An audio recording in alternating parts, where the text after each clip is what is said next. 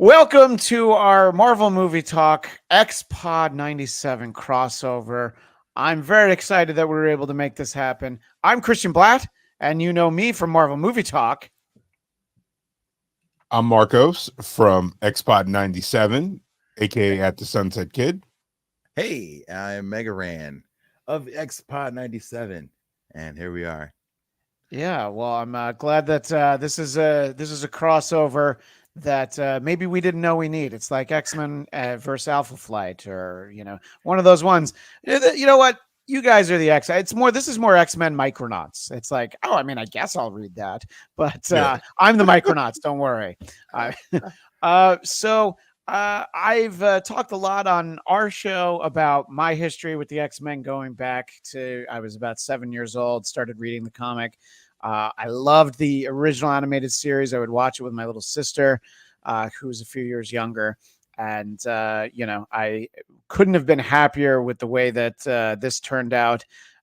When we all heard that there was going to be a continuation X-Men 97, I'm like, oh, I hope it's good. Even my best expectations didn't come anywhere near there. Give our audience just a little bit of each of your backgrounds, whichever one of you wants to jump in first. When you discover the X-Men, animated, otherwise, live action, whatever was the first way you started taking in these characters.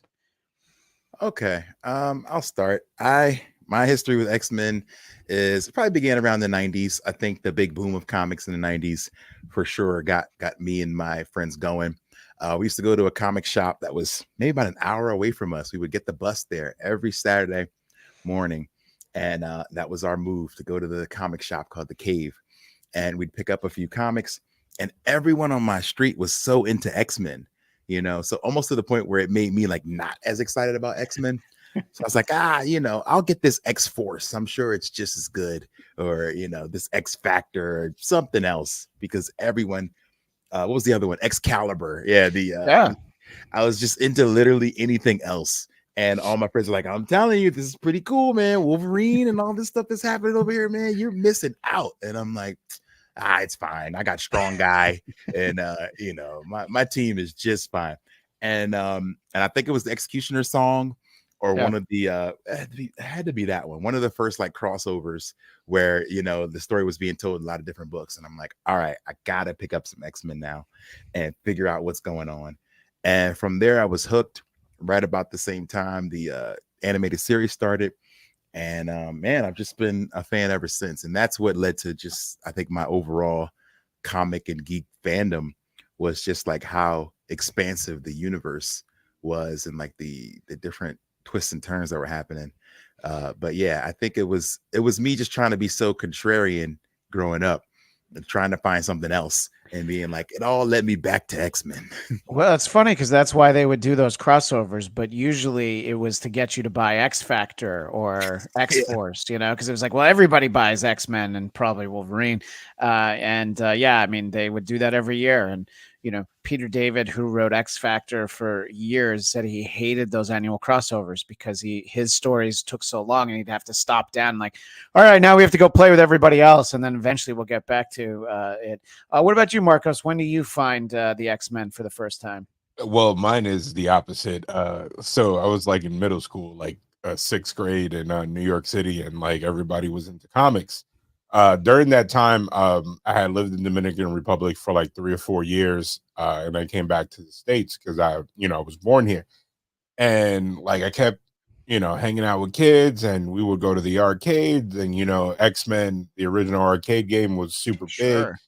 And then in New York, they had these things called newsstands. I'm dating myself, where the comics would just be there weekly. There was a comic book shop, but at the time, my age, it was restrictive for me to go out. So I would just be up to date. And I picked up, X-Men, Wolverine, anybody that looked cool, because I would see like the action figures in the stores, and and I was like, man, I gotta have these. And then I was in love ever since. And then the cartoon shortly came out, and I was like, oh man, this is a wrap.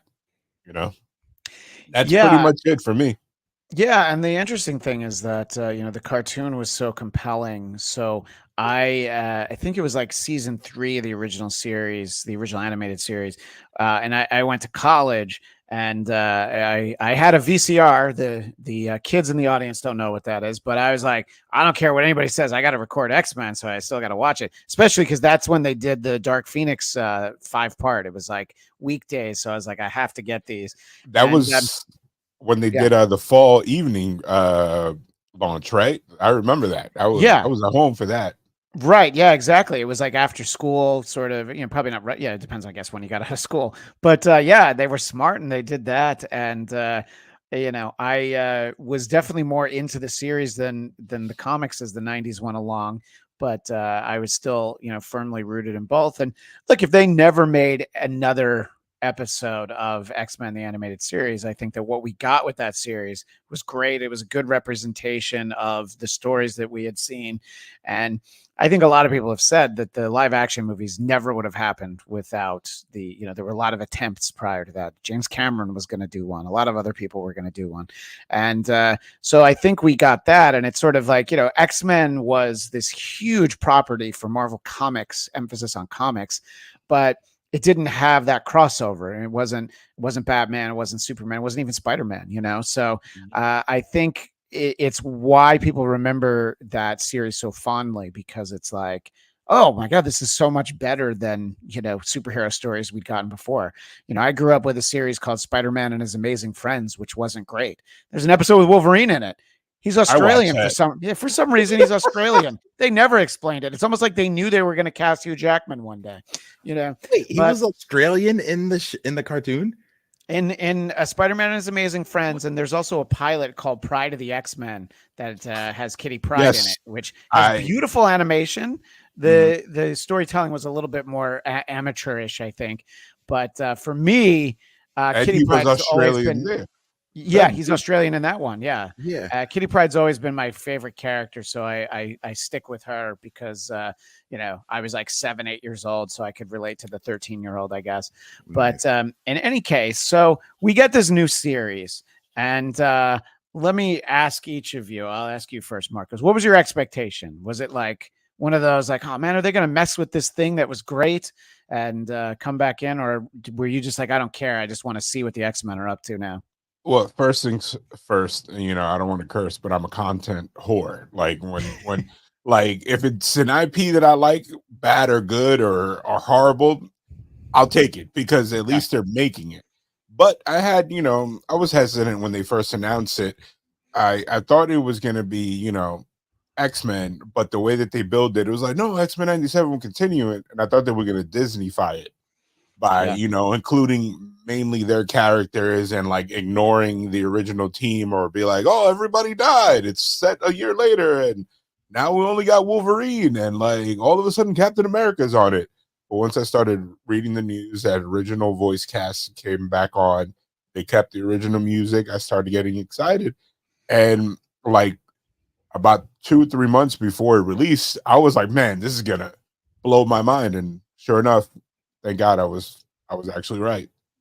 Yeah, I mean, those first 2 episodes, I was, you want to be excited, but I'm going to watch it either way, like you're saying, Marcos. But it was just like, oh my God, it's so good, and everybody was talking about it right away.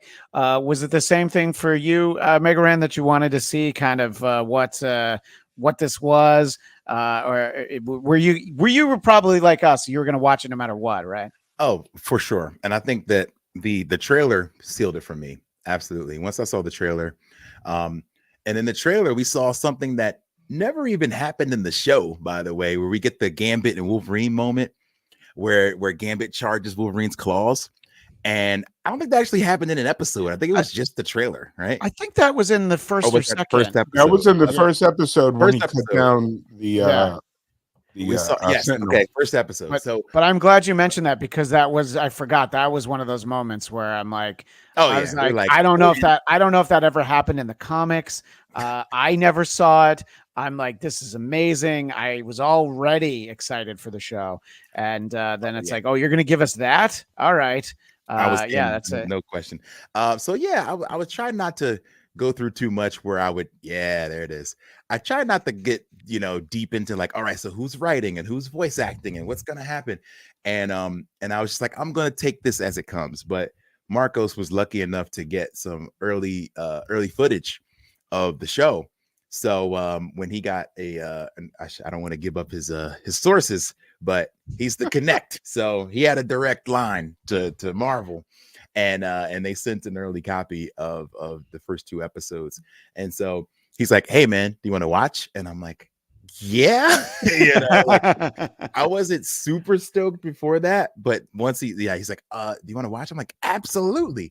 So that gave us a little bit of a lead time to watch it. And once I finished it, we started talking for like 20 minutes after, and we're like, we got to start a podcast about this because this is incredible. And it completely, I've been learning as a wrestling fan, as a fan of sports and all these things like that, expectations can just absolutely kill you and set you up for failure. So I've been trying my best to not set expectations like, oh, this better happen. Oh, they better do this. Scott better step it up. I just left it completely middle of the road and said, we'll see what happens, man. Maybe it'll be a good show. And it completely blew my mind. Man, for the crew on down, from Bo DeMaio to everyone, I think they just did such a great job. And I think that was what kind of tainted it in the beginning, was that we heard Bo got fired before it even came out. So we're just like, uh-oh. And I remember one of the Facebook groups I hang out in, the host was like, "Oh, here we go. This show's gonna tank." Like they let the top guy go immediately. That means they're not happy. This is gonna be bad. It's gonna suck. And I saw that probably right before I watched the first episode. And so that's kind of in the back of my mind. But I'm happy to be pleasantly surprised and wrong that this thing has surpassed every expectation. Yeah, I mean, Disney/Marvel, obviously, they do that a lot. Like, if you look at the live action shows, there's a lot of instances of multiple showrunners for a single season. Obviously, they've done that with a lot of directors. I mean, I still sometimes like to think about what an Edgar Wright Ant-Man would have been like had we actually gotten it, And I mean, for whatever reason, I figured the first season, and I still feel like, well, obviously we were fine. It seems like they were pretty far along in the second season in terms of the writing. He's not going to be involved in the production. He's very active on Twitter for a guy who kind of disappeared right when it happened. And it's been great to get his insight in some of the specific episodes. One of the things I want to start off talking to you guys about is there was an Entertainment Weekly article that I was trying to bring up on the screen, but I couldn't find it, and it was going to make me a bad host. I was going to be so distracted on trying to find it. I'm like, I'm just going to stop looking for it. But the writer of it, I'll see if I can find his name at least while we're talking, said that, oh my God, in one season of X-Men 97, they blew through so much plot. They did too much. And look, there were times in this season where some of my co-hosts and we were a little critical for, like, Inferno, which happened in the 80s version, happened like over like 4 months and like 12 comics or 16 comics. It was like 12 minutes. And you're like, okay, that's not even really Inferno. It's like, why is she a goblin queen? We're not dealing with, any demons or anything like that. That there were times that I felt like they rushed individual things. But I mean, there's like almost 70 years of storytelling, right? So I think they're going to be okay. Did either of you have that feeling of like, oh, wow, this one episode had this, that, and that, like all from the comics, and they or personally, I feel like they were able to blend it fairly well with, a couple of nitpicks. But what do you guys think to that idea that, they told too much story in one season? I think that the process that they had, from me stepping away from the season and analyzing it, they were taking hints from anime in terms of there were episodic, but there was an overarching arc that they divided themselves between the two stories, the two comic book adaptations, the one that included the Magneto part and the one that included, of course, the Sentinels and all that stuff that we got with Bastion. But I also think that the smaller, like, one-offs, or like 3 or 4 comics that they adapted, was more to give the audience the expectation of, like, we're gonna have some more character-driven episodes that doesn't ultimately feel like a Marvel movie, which is, the first act, the second act, and then the third act where the all-out battle. So they kind of like did it that way and they had to come in and pretty much make the crowd happy, the fan base happy, and they did that very well. So I think they could pull a ton of content and not necessarily have to go in a straight timeline, because they could bounce around. This is X-Men, and I think where we left it, the final episode of the season, we could literally do a quarter following one team, quarter following the other, following the present, and they could do a couple different stories and adapt one overreaching story that doesn't necessarily give a final finality to the entire team. Because I think what they're doing is they might be going for their standard 5-season arc and then see how it goes from there, which is kind of like very anime-ish, because you think about it. Back in the 90s, if an anime had a cartoon, they would adapt maybe half a chapter to a chapter. So now they're going more seasonal, and it's like, we're going to get the full arc in this one season and then move on to something else. Yeah, and I mean, it's from my familiarity, it was the most like comic books. It was just like, yeah, it is fast paced. There's a lot of things going on at once. Wolverine has his storylines in his book. You have Uncanny X-Men, you have regular X-Men, and there's all these other ways to do it. And especially because like Wolverine would guest star in so many things, so there was a lot to really keep track of across so many different books. And I want to ask you your same thoughts, but I did find the article by Christian is his name. So obviously I have no problem with his first name, but his name's Christian Halub, and or Holub. The X-Men are the future of the MCU. So why are they burning through so much plot? And my answer is because they wanted the show to be good. And as they're doing it, like, don't save anything for season 2. Don't save anything for the sequel.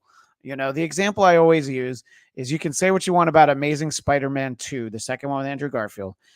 They set up like 3 movies that they ended up not making in there. They set up a Sinister Six. It's like you have Chris Cooper voicing Norman Osborn. Well, we never saw him as Norman Osborn. There's like so many, and BJ Novak is Alistair Smythe. It's the guy who invents the Spider Slayers. So it's like, just tell the story that's in front of you, make it as good as possible, and hope you get to do a season 2 or a sequel. So I don't have that same complaint, but what do you think? It's a legit complaint that, okay, they're burning through too much. I saw another article, I think even Bo retweeted it. They were saying they were relying too much on Chris Claremont's like kind of shining moments, Sure. throughout the comics, and being like, here's this, here's that, and that. And I don't think you can burn through too much in a series that has 400 episodes of of backlog of 30 years of history. And yeah, I think you got the goal. I think when you finish a season, or at least when you're working on a season I never wrote television, but I think one of the main goals is to get a season 2, you know? And so you got to give people what they want, So yeah, you load it up. It's just like wrestling, lately, I think they've figured out that, you want people to show up in the beginning. So you start with a hot match, so same kind of thing, you give them a really hot arc to kind of start things off. And I think I said it even when in our reviews, I was like, man, where they start going with Inferno, that could have been season ending cliffhanger worthy. I mean, you get episode 2. That's not the real Gene. Dun, dun, dun. You're like, wait, what? That could have been at the end of the series, And so, yeah, there's so many great moments, but again, you're just trying to make it to the next episode. You're trying to make it to the next season. So it's very possible that this season could be better than season 2. And it likely will be, but I think that's totally okay, because unfortunately there's nowhere to go but down when you create something that's so great. But also you got to understand that, your first season, that's your hook. That's your, like, every good TV show or movie that has multiple sequels, the first one is the one that hooks you. The first one is the one that brings brand loyalty. Like, yeah, they got like a cosign, like, oh, it's a continuation of something that's beloved. But they could have easily stepped on the wrong branch and like messed everything up and like completely give a whole new disinterest on product. We've seen that happen in other revived IPs. Master Universe. Yeah. Now, I love the show, But look at the criticism of that show. It's like everybody's like, "What are you guys doing?" So I get it. You don't necessarily want that. Like, I love what they did with Master of the Universe, but they took some serious risks right out of the gate. That's a great comparison. Sorry, just to jump in real quick, because I do think that Disney and to some extent Marvel Studios, they're very aware of the criticisms. So they're like, we want to do a really good show and take risks, but we want everybody to like it. And I'm sorry, what were you going to say, Marcos? I was going to say that, I kind of disagree with my co-host there, Rand. I think season 2 and season 3 are going to be better than season 1. It's because season 1, you have to establish where you're at. You got to kind of like set up the power level. Like, all right, this is what we're doing. And now that you started these stories, is you got to flesh them out and you got to stick the landing. And I think the fact that DeMaio was part of the creation of season 1, and he wrote pretty much season 2, and I think he left the back door open for season 3. I think they have a lot to follow. So it's like following a recipe of a good cook. There's no way for you to mess it up if you don't phone it in. I think after season 3 or maybe mid-season 3, that's when we should get concerned, because then if this is hugely successful in season 2 the way it is in season 1, I think Disney's might start to sprinkle in their crossovers, or trying to be like, this is the formula going forward. And then that's when you're like, okay, wait a minute, like I was in for season 1 and now you're going into a separate step. If they all of a sudden like Wolverine's 97 crossover, or like Bishop by himself, that's when you're like, okay, this is you might not recapture the same magic. Right. No, that's a great point. It is, and that is, we're talking about comic books in the 90s, and that's exactly some of the things that they had, because there was a Bishop series, there were multiple Cable series, and not X-Men, but anything they could slap Venom on, he was there, and you definitely want to be careful. And I feel like we're going to get a great solo episode of this series in season 2 with Wolverine, dealing with the bone claws, because he didn't go back in time. He didn't go to the future. So they've left him kind of a fairly wide canvas. And I think it's very ambitious what they're doing. And to just sort of backtrack, Chris Claremont came up. And there's a reason why people go back to those stories, because one, they're great, and that's why the original animated series and the movies leaned on them so heavily. But also, I mean, he wrote the book for 17 years, and came back a couple of times. So he's done other things with those characters too. So there's so much to do that, and it was like when they did the original series, his run had basically just ended, and they certainly didn't burn through it in 60 or 76 episodes. And this season, you can sort of see like, okay, so there's some hints of Grant Morrison's run, especially sort of the E for Extinction, which, little plug, we'll be covering on Geekscape Book Club on at the end of the month, on, I believe it's May 29th. For some reason I almost said February. I'm way off. May 29th. You're way in the future. Are you in the future? Hanging out. I can neither confirm nor deny if I'm with Bishop right now. You might be with Bishop. Yeah. Okay. So there's a lot. Then we go ahead. Yeah. I wanted to just quickly jump in. A long time earlier, you talked about Kitty Pryde.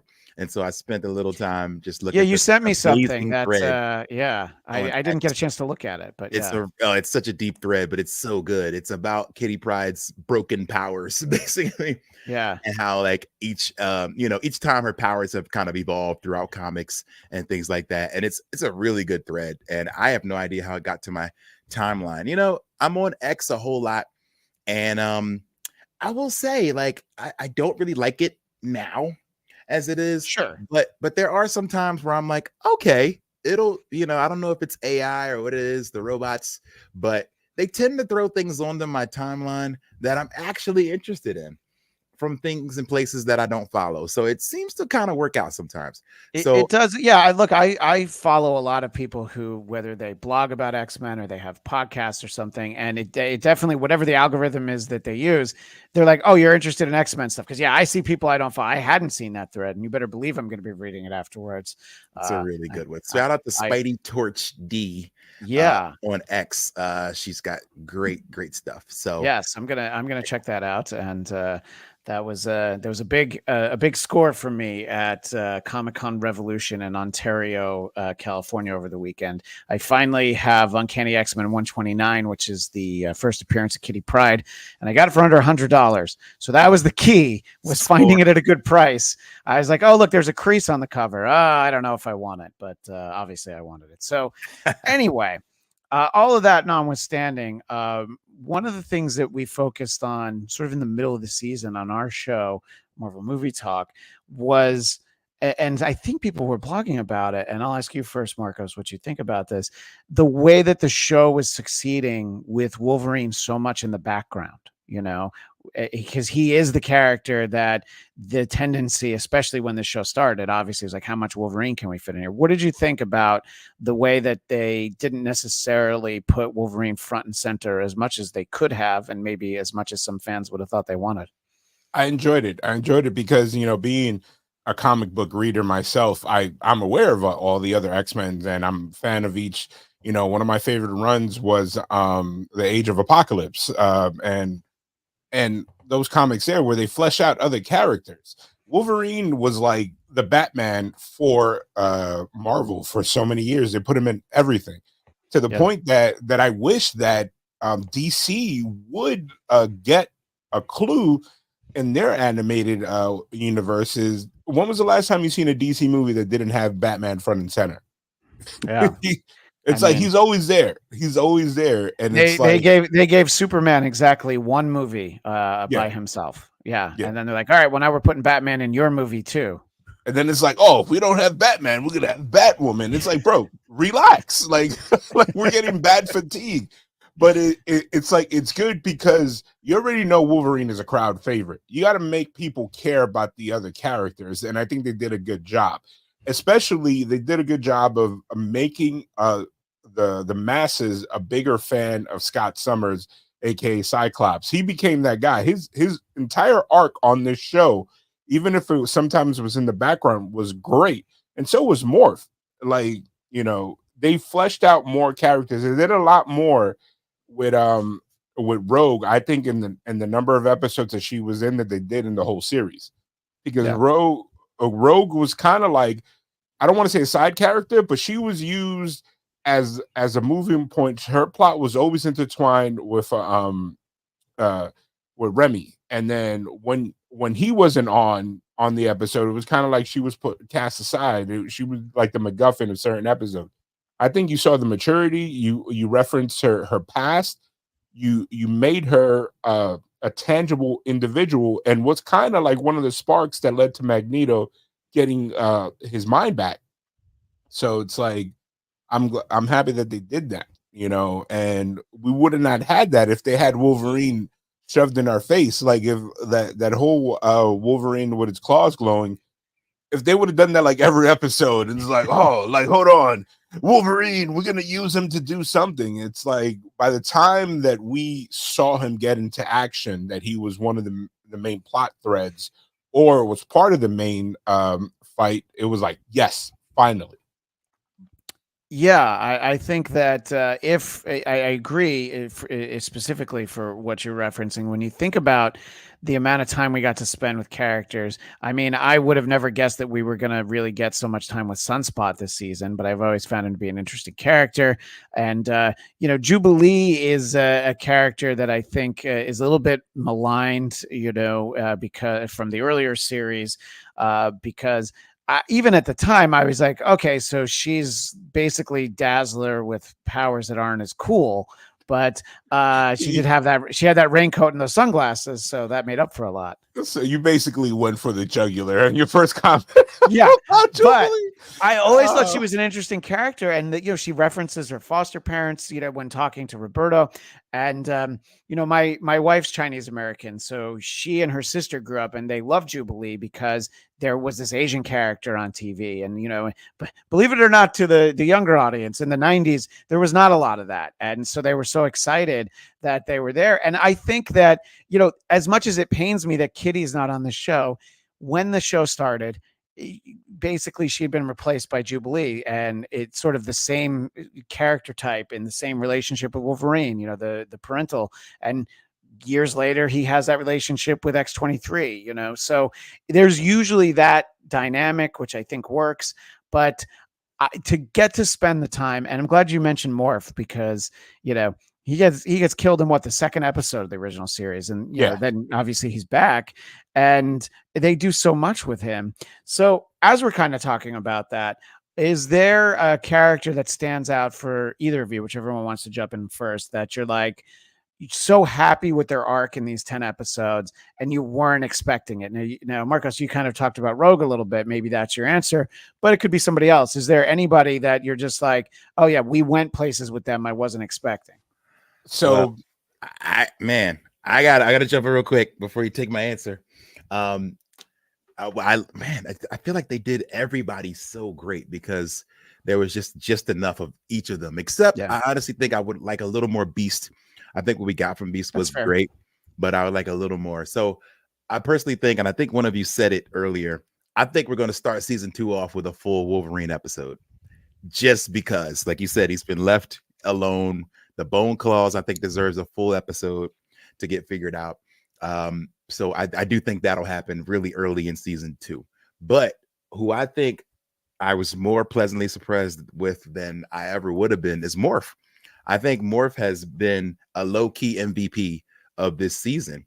Morph has been able to say the right thing, do the right thing, emote so much emotion, and be a connective tissue to so many people. And from the beginning, I was like, oh, is Morph just going to be a dick? Because like, there's like just a lot of like, quips here and there. He was a dry comic relief. Or like Morph becoming the professor right after they're dealing with his death and walking, like he's on foot in like episode 1 or 2, like just walking.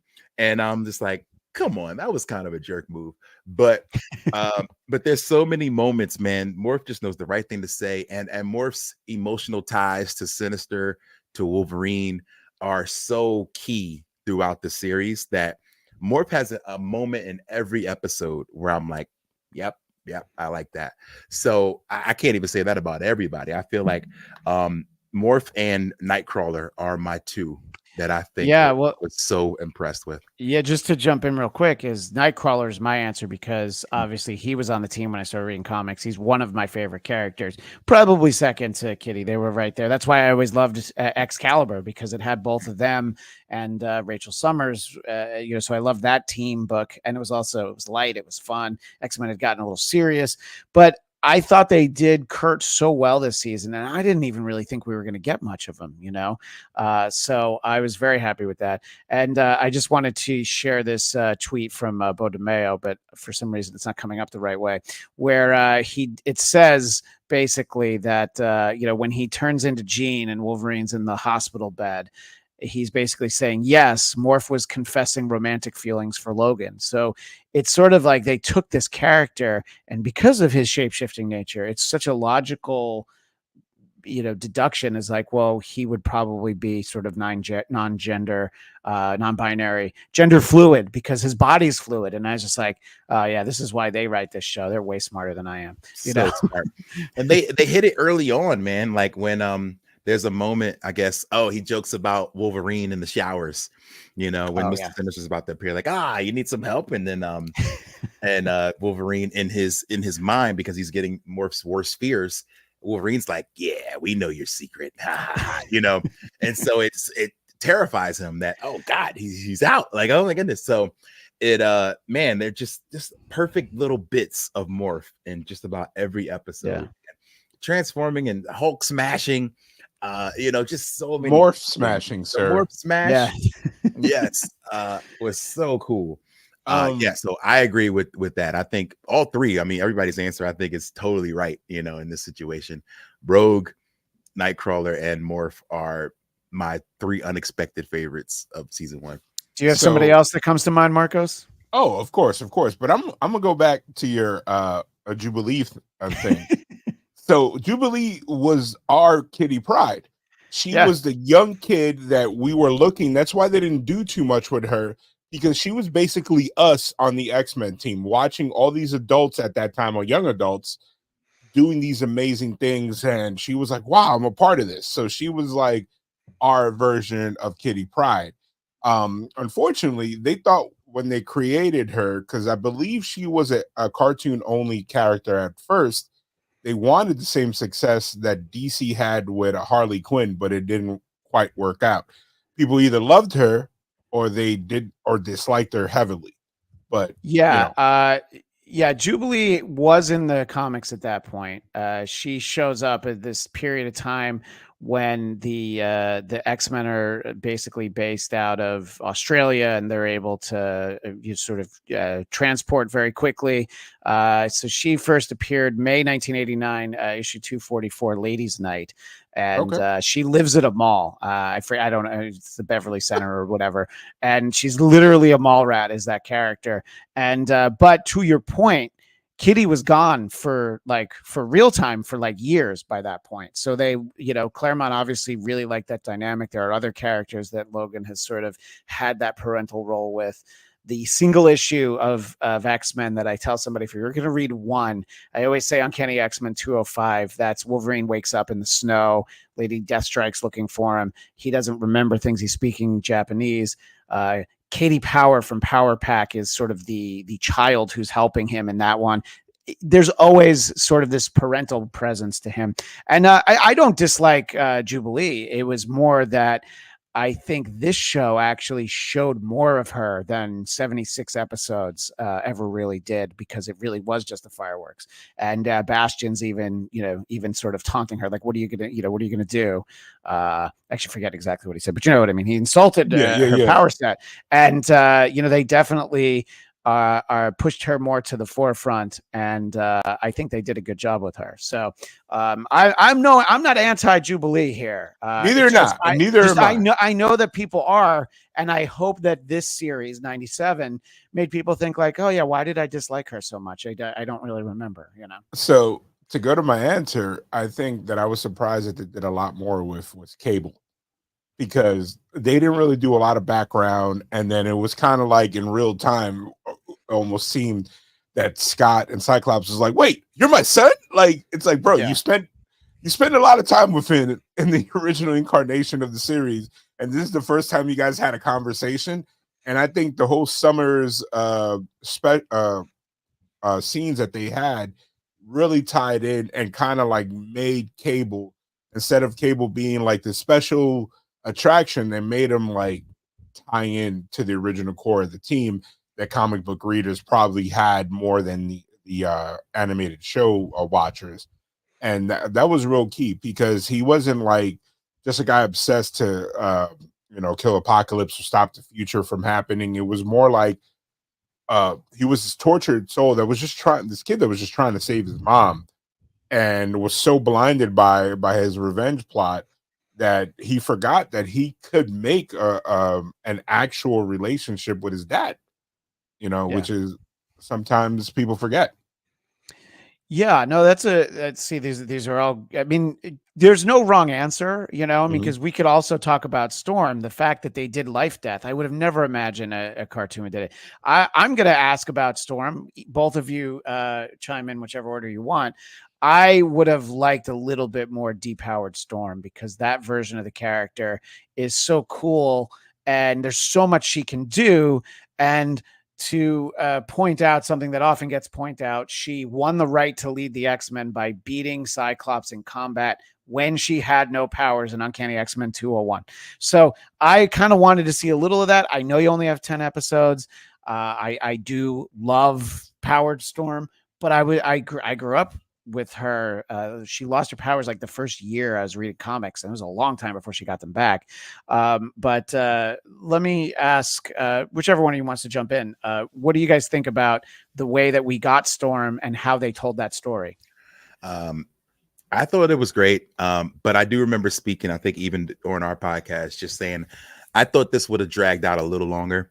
I thought maybe we get to the end and it's a life or death situation, and then Storm gets a moment, and then, she realizes her true strength and comes back and saves the day and saves the squad, that's just another one of those, where they pack them in, and I feel like sometimes it's a legit complaint to be like, I would have liked to see some of these stories stretched out a little further. Whether it was Inferno or Life Death.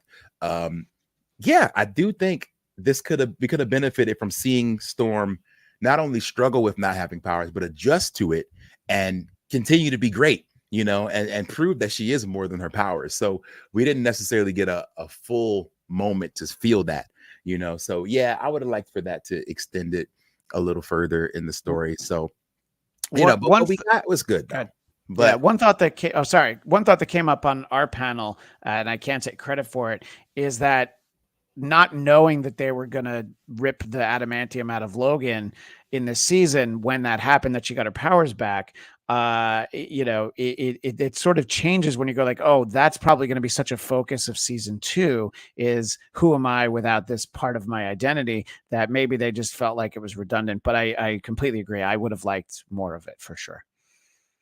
Okay, I can see that. The redundancy idea is legit, to think like, well, we don't need everybody feeling like, can they survive without being super? So I get it. But yeah, I would like to see a little more of it.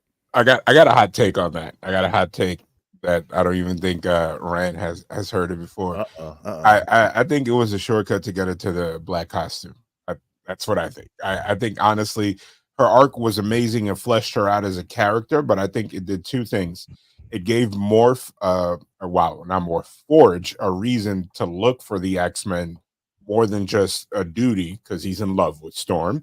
And two, it got her the iconic costume that they never used. And I think it's gonna benefit more in season 2. We're gonna see a maturity that she had before, because if you think about it, the plot thread that they used was, she was like, sometimes I wish I was just normal, and then it's like the show gods called her on it and was like, no you don't, no you don't, because as soon as she lost it, she like did a 180. She was like, nah, screw this, I'm leaving, I can't be around y'all even having powers, it hurts me, like, you know what I mean? And yeah, it's like Superman 2, when he's like, I'm going to give up being Superman so I can be with Lois Lane. And then he gets his ass kicked in a truck stop. And he's like, oh, you know what? No, it was all right being Superman. Yeah, I'm going to, can I go back to that? I don't like spitting my teeth out on the floor of the bathroom. So it's like, psych, please. Being normal. Yeah, that's kind of weak. No, thanks. Yeah. Costumes came up, so I have to talk about very quickly something that I was building towards on our show on Marvel Movie Talk, was that Wolverine very briefly has the brown costume, which I always preferred. John Byrne always preferred drawing that one. I didn't like when the yellow and black one returned in the 90s, but you guys talking about reading in the 90s, that was, he'd gone back to that costume. I always liked this one, and I enjoyed the episode and a half that he had it until Magneto ripped it to shreds. Were there any changes like that? There's visually some different looks. Cyclops goes back to the classic look with the, he's got like the skull cap instead of having his hair out. That was a very 90s look. I do agree that the classic Storm, what they used to refer to as like the goddess look, with the wings and everything. It's a great look. I, of course, partial to punk rock Storm with the mohawk, because that's what she was when I started reading. But what did either of you guys think about the visuals, and how they maybe changed throughout the course of the season? We just cited a few of them. I mean, I could go first. Number one, I am not a fan of the classic Cyclops costume. I thought they had a great opportunity to bring him back with the Marvel vs. Capcom leather jacket combo that he has, which I think is my favorite iteration of Cyclops. I do find it funny that they gave Cable a uniform when he was obviously already wearing an X-Men uniform. Yes. Yeah. It's like, bro, this is not like, it's not a branded costume that I'm wearing. This is X all over it. I did love the costume change for Jubilee. I did love Morpheus' costume, which is completely unnecessary other than just to cover his clothes. His body. Wolverine, although when I was younger as a child, I didn't like that costume because I was like, who wears brown and yellow? I did love as an adult. Had you ever heard of the San Diego Padres? Come on now. The loudest uniforms in the league? No, I man. know. Like, come on. No. Logan wore it much better than the Padres, than even the San Diego Chicken. And it's like, I don't know. It's like when I see a character wearing brown, I always go back now, thanks to Deadpool 1, when he was like, you see, he's wearing red. And this guy, he's wearing brown. He gets it. He knows why. It's like, but other than that, the visuals was great. I'm gonna be 100% honest. The animation, it took me like 2 minutes for me to adjust my expectation versus what we saw. Even though I saw everything in the trailer, like I had to go back. I was like, man, this is stylistically different, but a better version. It was more smooth what they gave us, but it took me a second. It's like, you know, like a bait and switch. It's like, wait a minute. But it wasn't as janky as it was, I believe, season 4 or 5 when they changed the animators on the original series, which is like, wait a minute, hold on. This doesn't look right. No, and you'll read the showrunner Eric Lewald and his wife Julia, who wrote on the original version of the show. They have some great books out about the original series, and they talk about there was an episode, one single episode that they sent to an outside animator. And it took like an extra year or something. So there's like a part of a storyline that didn't make sense. And it came back and nobody was happy with it. And, you know, until you said that, Marcos, I didn't even think about that entire original series was, of course, all hand-drawn animation, right? I mean, it was all like the cells like you see. And this is none of that. And, you know, that's the difference in those essentially 25 plus years is, but they understood the importance of capturing the look. And let's not pretend that we'd all be sitting here saying, yeah, it's fine that they didn't use the original theme song. I didn't want it anyway. You know? Oh, no. To get that theme song. And then we talked a lot about on our show. I don't know if you guys did, but like, I first of all, I would never skip that song. But second of all, they would change the characters in the beginning a lot throughout the season. Sometimes you'd see a little bit more. And I was like, I wanted to see what they were doing. What did you guys think about, you know, obviously we get the previously on X-Men. We always need to get that. Yes. But that the opening with the music and then the different characters. I loved seeing Nightcrawler added in the middle of the season. It's a perfect touch. I feel like, man, it's like they had a focus group of people who just loved X-Men, and they sat them down and said, what do you love about the original series? And they're like, all right, well, the theme slaps, gotta stay, you know. Hey, you know, like I really feel like they scratched every itch for the, you know, fans of the original series that have grown up with it, you know, and they had to know, like, you cannot touch this. You can't change the theme. And the intro, like, you know, adding new things to every intro. That was just brilliant. I mean, I would watch it no matter what, if it changed or not. You know, you just can't skip it. You know, you can't trust people who hit that skip on the intro. And yeah. Rand being the music guy, you know, he knows more. So he was right. For me as a fan, I'm just happy when you get like some dubstep techno version, like bum, bum, bum, bum, bum, and then like no, you know, no, I would have not been pleased. But going back to the visual, anybody else notice that like 60%, 70% of the show, Logan didn't have a shirt? Wow. That's that was by request of Morph, apparently. It's like, yeah, you don't need that shirt slowing you down. Nah. Yeah, he's also much hairier in the comics than he is, because they loved drawing just, you know, like the feral nature of him. Yep. Look, before we wind down, I wanted to give each of you a chance to talk about if there is a favorite episode, possibly just a favorite moment. I know which ones got the biggest reaction throughout the season. There's one that's easily to isolate, but I wanted to ask each of you if one stood out, you know, when it was over and you were like, wow, I can't believe that that's what we got. I can't believe that that's what this show is.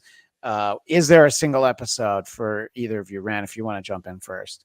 I might need a minute to think. I mean, it's easy to pick the episode and just Yeah, say, of man, course. episode 5. Yeah, the But episode 5, Remember It, which had a wonderful callback I later think, in the season honestly, I from think Rogue. the callback, so again, shouting out Rogue. I think what happened in episode 10, getting the callback, getting Rogue having that full circle moment. His name was Gambit. Remember it, that I think to me might have been my favorite moment because we got a full, a bit of a resolution for a broken character, who was just emotionally broken, just down and changing before our eyes.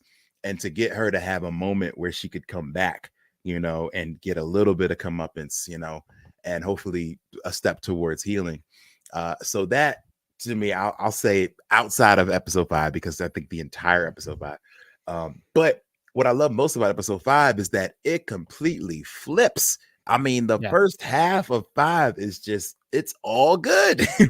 Like, man, look at Genosha, look at the thriving. Well, $8 apples, but outside of that, thriving. We're all good out here. Look at us dancing, drinking, having a good time. And but the X-Men live in Westchester County, so they're used to like $7 apples, so it wasn't that different. Yeah, I guess it's not that different upstate. They don't look at the price because Professor Xavier foots the bill. Yeah. There's never a moment where they're like, "Oh man, I didn't bring my wallet." Exactly. It's like, yeah, they should have a whole episode of them going like, "Ah, man, who got this?" And they're like checking for the wallet, like, "Ah." And the professor goes, maybe by the time like Deadpool or somebody appears, they can give a little nod to Rob Liefeld and be like, "Don't worry, I got plenty of pockets. It's in one of these." And they start searching through their pockets for a wallet. So yeah, if I'm gonna say 10, I think that the moments with Rogue in episode 10, from her like wearing Gambit's coat to like, man, there's just so many good moments with Rogue that I could say are my favorites. And if not that, what episode was it when Wolverine and Nightcrawler go at it, and Wolverine and Nightcrawler's got the 3 swords, one in the tail and going at it. That was probably that's episode 7 or 8. That was the episode where they really showed off Wolverine with using his claws, because they knew what they were about to do. So for me, it's very easy to talk about episode 5 because it was great, from beginning to end. But in terms of a single moment, the fact that I'm like, oh wait, they really did do it. They really did rip the adamantium out of him. And even as we were getting close to it, I'm like, man, this is a kid's show, right? They're not going to do that. And let's be honest, they did not get as graphic with it as they could have. No. That was I can't believe they did this in a series that was filled with, oh, I can't believe they did this or that or that or that. But what about you, Marcos? Is there an episode or a moment? You know what? My moment that like it just made me feel good. It wasn't necessarily like I can't believe they did it. Was in the first Sentinel fight scene when they all jumped out of the plane, and then Scott did the hero landing with his optic blast, and it was kind of like, man, I was sitting there like, yes, this is what we want. Like, it wasn't like, oh, we're a ragtag group. It's like, nah, this is Tuesday for us. Like, we're gonna get it like right now. Like, it was no questioning, like, you know what I mean? Nobody bickering. It was like, no, this is what we do as a team. Like, that was pretty awesome. Yeah, I think that it is a focus a couple times throughout the season of the idea that things work better when you're a team. And I mean, that's what superhero comics are basically about. It's let's stop fighting and actually, figure out how we can work together. And even the X-Men forget that sometimes. And the final question I'll ask each of you is there's so much that they can do in season 2. And, we know now, obviously, that there'll be ancient Egypt. There'll be the 31st century or wherever the tribe of Skinny is going to be. What do you hope that we didn't get yet so far, either in the original series or this season? Is there something you're like, here's what I really hope we see in season 2? I can start. I'm really hoping, and I don't know if they're going to give it to us. I hope they give us Feral Wolverine. And I wanted them to do it over a number of episodes because as far as I know, he's probably going to wake up, not have any memory. And because Right. Jean is not there, she can't restore it.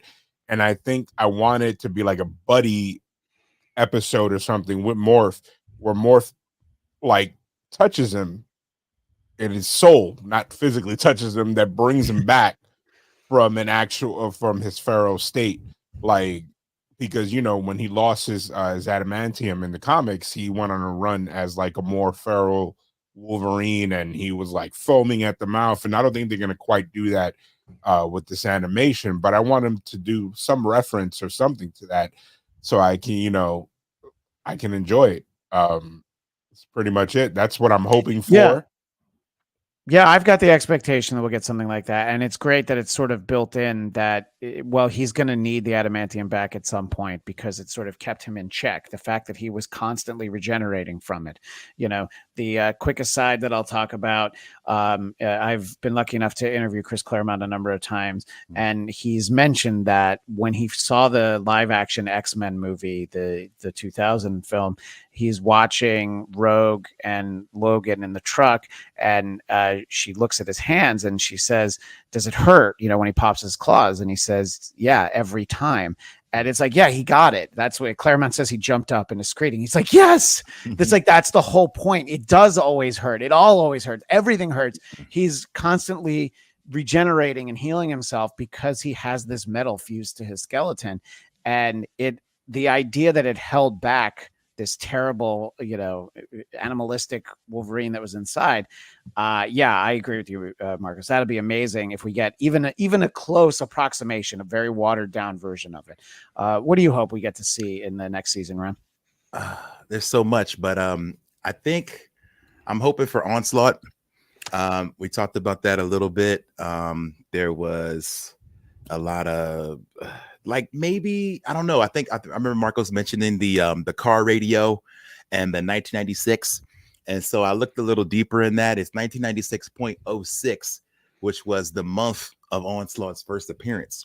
So The actual date of the launch. Yep. Nice. Maybe. I mean, Yeah. I don't know. I feel like we got a lot of Apocalypse to get through first, and maybe Apocalypse will have some kind of hand in helping to create Onslaught. But I would like to see that. Yeah, well, we've got Roberto. I'd like to see more New Mutants, but from the pages of New Mutants, the character that I really want to see is Legion, Professor Xavier's son, who, of course, had a very inventive series on FX. But to do that character animation style, I mean, there'll be no limits to just how you can represent him. And I basically want to see how high they draw his hair. The big fade basically that they gave David. So yeah, that's if there's one thing, but whatever it gets, whenever we get it, and the creators have said, it's animation, you have to be patient. They're in the animatic stage, which anybody who knows animation, that's sort of the black and white outline drawing. So it's like they're further along than we have any right to expect them to be, with the series having just ended. But I'm like, well, maybe by the end of next year, but it might be 26 that we get it. Whenever it is, it's going to be great. There's been huge viewership for this series. The viewership for the original series, I was reading, Disney Plus put out, it's like quadrupled. Marvel is very excited to have a new X-Men #1 coming out over the summer. Gail Simone's going to be writing it. It's got the female writer for the first time, so they're very excited for the future, as am I. And I hope I get to chat with the both of you in the future sometime soon. Let everybody know where they can find you and the different ways if they want to go back and do a rewatch and check out your podcast because they were too busy listening to our podcast, and vice versa. Where do they find XPod 97? Well, you know where you can find it. You get it right on the Geekscape Network, wherever you get fine podcasts. You can give us 5 stars on Spotify. You can thumbs up us, share us. Please screenshot if you're listening. Tag us up. Don't forget, we have a merch store now. You can go and get some merch at, here's an easy little link to it, tinyurl.com/xpod97 merch. You will get, we got mugs, we got stickers, we got some shirts. Hope to see, we're doing a live podcast this summer at BlerdCon. Come on out to that. We're going to chat about our favorite moments of the show. And we'll be popping in every week. We're going to talk X-Men video games. We're going to rewatch the movies. We're going to do all kinds of things to keep this excitement going until next season, whenever it happens. Whenever it happens. Yeah. We're going to be doing a lot of that same stuff. And I'd like to invite myself on your episode when you watch X-Men Origins Wolverine. I would really like to talk about that. First of all, where I since I'm going to be probably hosting the movie ones, because I am a movie collector, we got to watch the unfinished screener. Oh my God. That's the one that we gotta watch. I know we got to wrap it up, but that movie, it's so crazy because buried in the middle of it is the simple fact that Liev Schreiber as Sabretooth is amazing. He's so good in it, but the movie's such garbage, it doesn't matter. And I was like, oh, they wasted it. They did a perfect Sabretooth. I love that. The scenes with them are actually at least okay. But yeah, the guy from Friday Night Lights is Gambit. There's a lot to talk about. Let's put it that way. And, absolutely. And obviously people can find Marvel Movie Talk on the Geekscape feed. We're going to be talking to some different friends over the next few weeks about X-Men 97 and some other things as we gear up for Deadpool and Wolverine in July. And I can be found at Christian DMZ on Facebook. Well, I guess Facebook, but X, Instagram, and everywhere like that. And I appreciate you guys taking the time. If you want to give any other way for people to get in touch with you, let us know before I sign this off. You could follow me at the Sunset Kid 56 and all social media except TikTok because I'm too old for TikTok. Amen, brother. Yep, I am definitely. That is, I say that every time. It's my kids are too young for TikTok, and I'm way too old for it. So I have it so I can like look at stuff, but I shouldn't be there. And Ran, anywhere you want people to find you? Yeah, Mega Ran on all the socials, MEGARAN. It looks like Meg Ryan if you're not looking carefully enough. You should change your picture to Meg Ryan. Meg Ryan. I think that's my Discord handle is Meg Ryan. It's like my Thrill House. It's like that's my my other handle. So yes, you can find me anywhere there. I'll be touring soon. So megaran.com/shows for that. And yeah, we'll see you hopefully very soon.